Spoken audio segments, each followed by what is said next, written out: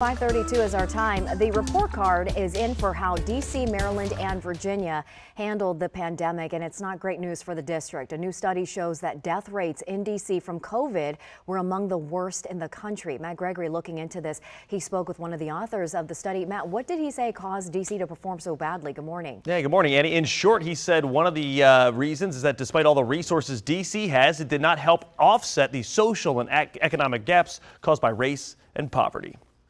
A pandemic that was primarily both about place and about the people that live there, almost more than about party or policy. Thomas Boyke would know. He's one of the key authors of this study released in March, which explains why COVID death rates varied so much from state to state across the country. Social and racial inequities loomed large in this pandemic. How did the DMV do? Maryland ranked in the top 5 for lowest deaths per 100,000 citizens. Virginia found itself in the middle, 20th.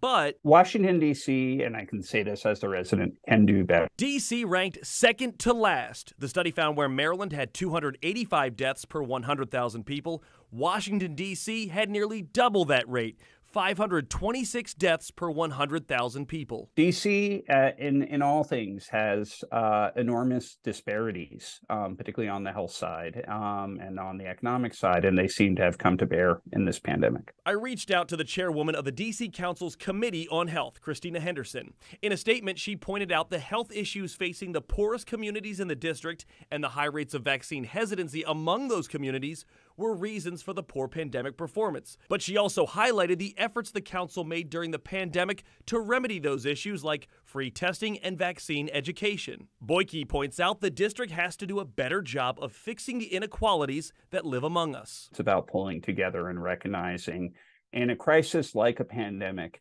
how the least of us do affects us all. Councilwoman Henderson also pointed out that D.C. took lessons from the pandemic and applied them to the monkeypox outbreak. Larry? Matt, thank you so much.